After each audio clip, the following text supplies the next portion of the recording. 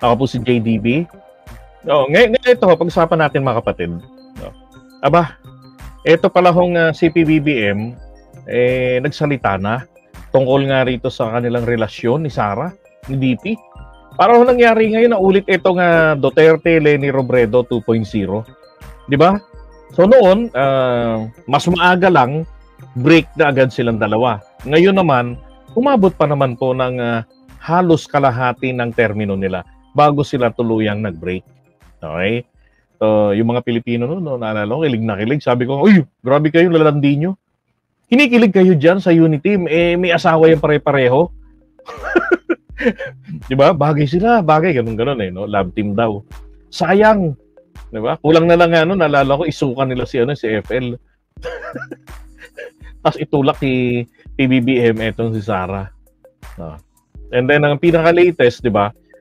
Si PBBM po pumunta ng Laos. Tapos ang kanyang mga caretakers, etong sila Estrella, si Bersamin, sino ba yun? 4 yata yun yung kanyang caretaker. So, wala na. Dati kasi Bersamin at saka si Sara.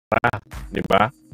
Bakit naman po kasi hindi magiging ganun ang kalooban ng ating Pangulo? Bakit pa ba naman siya magtitiwala kay Sara? Sabi na nga ni Sara, hindi na tayo bate, si Aimee lang. Di sabi naman ni BBM, di ka na kasali Di ka na kasali, di pala tayo bate Di ba? So ngayon, ito ho yung isang video rin. Ito po, kumpirmasyon ni PBBM na nabudol siya ni Sara. Burin mo, pinaasa siya ni Sara, no? Na mag-best friend tayo, sabi pa nga, tinanong pa, no? Sara, sino ang best friend mo doon? Sabi ni Sara, siyempre, BBM lang. Tapos kalaunan, di ba? Nasisira yung relasyon nila pag dumarating po yung usapan ng budget, di ba? Nalala nyo? Pag usapan ni budget, pag budget season, nadudurog yung kanilang friendship. Ito nagsalita na po si PBBM doon sa ginawang denial ni Ximenet sa kanilang friendship. Kasi sabi ni Sara, hindi naman kami talaga magkaibigan yan. Nagkakilala lang naman kami yan Parang strange guy yan Nagkakilala lang naman kami yan nung kampanya. Dahil sa Uniteam. Ganon. Hindi pala talaga sila magkakilala na nag-usap na, uy, pag nanalo tayo bigyan mo ako ng confidential fund I'm a little dismayed to hear that she... Ayun, pero hindi naman po big deal kay PBBM. Sabi lang naman niya, I'm a little dismayed to hear. Diba? Sa Tagalog, I am a little dismayado. Ibig sabihin, hindi ho malaking bagay na kawalan si Duday sa kanya. Doesn't think that we are friends. I always thought that we were. Sabi niya, akala ko pa naman, palagi iniisip ko na kami ay magkaibigan. Yun naman pala, hindi. But maybe I was deceived. Yan, sabi niya, pero siguro, nabudol nga ako. Diba? Sino po mangga ngayon? O nga, no? Siyempre po yung asal bagoong. Ay, nako, Sara. Yan, nagsalita na po ngayon ng Pangulo. Ito pa yung matindi. Sabi niya,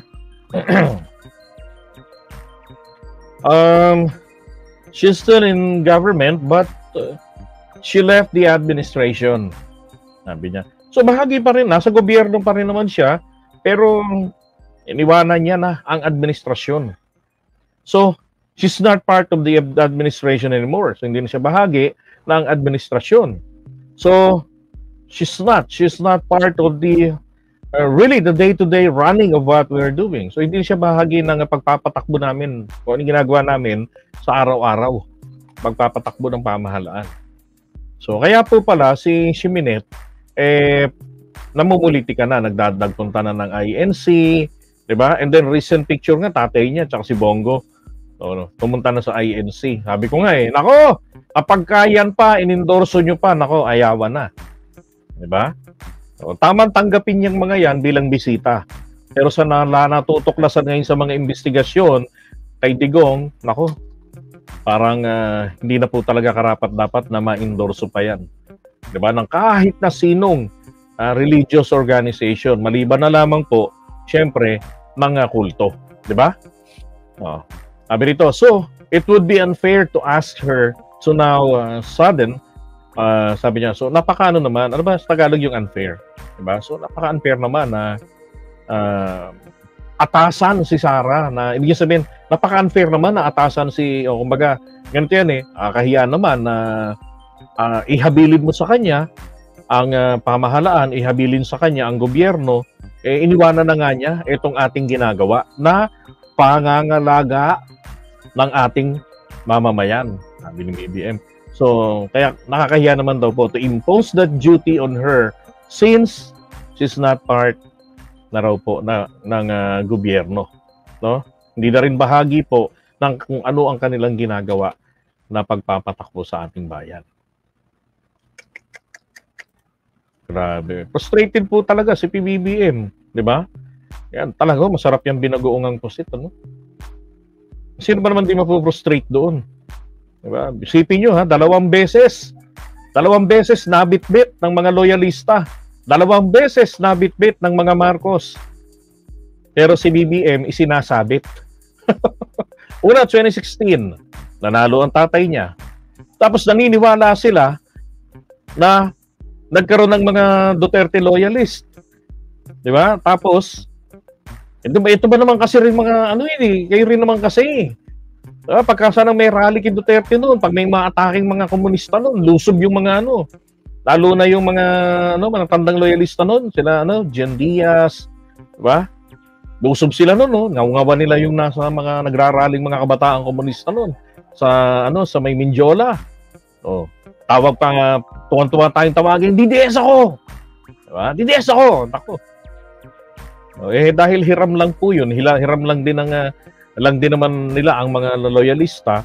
Syempre, inaway nila ngayon ang mga Marcos, kaya nilalangaw yung kanilang mga rally. Alam nga namang dumalo yan. Kahapon, kamusta ba? Hindi kami dahil nga ginabi na tayo sa Quadcom, hindi na kami nakapunta ng rally. Sana nakadadalo sana kami sa rally ng another people power for the end times. Mga DDS diyan po sa Ortigas. 'Di ba? Very hopeful sila na kada Biyernes ng gabi may people power ang 10 katao. Grabe, no? Hindi ko alam kung nandun pa rin. Kasi wala na si Pebbles, 'di ba?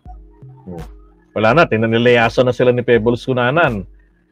Tapos ito pa naman yung nagsisikap magdala ng pagkain sa kanila sa mga yung rally nila sa Maisog diyan sa Liwasang Bonifacio. Diba? Tapos yung nagsusupply rin sa kanila, nangungutang pa pala. Nagsusupply sa kanila ng panchibog diyan sa rally people power nila sa EDSA Shrine kada Biyernes. Ito mga vloggers na nagpupuntahan diyan, milyon-milyon ang kinikita buwan-buwan. Abay, nagpapakapanggap na dugyot, di ba? Para sa pakulay. Pero, nako, kung maniwala dyan, milyones po sinasahod niyan. Ang taas ng mga views ng mga yan. Parang si Maharlika. Tapos, ayaw man lang nila magpondo pangkain nila. Di ba? Naasa pa kay Pebbles. Ngayon, lumayas na. Sabi, ano ba ang DDS? Ang DDS daw po ay yung katumbas ng mga loyalista. Duterte diehard supporters. Yun po yung DDS. Ang original na meaning po niyan ay Davao Death Squad or Duterte Death Squad. Sa isang simpleng salita, katulad nung sa KOJC raw, yan daw po ang angels of death. So kapag ka sa simbahan, sa usaping relihiyon, that's the angel of death. Okay? Alright.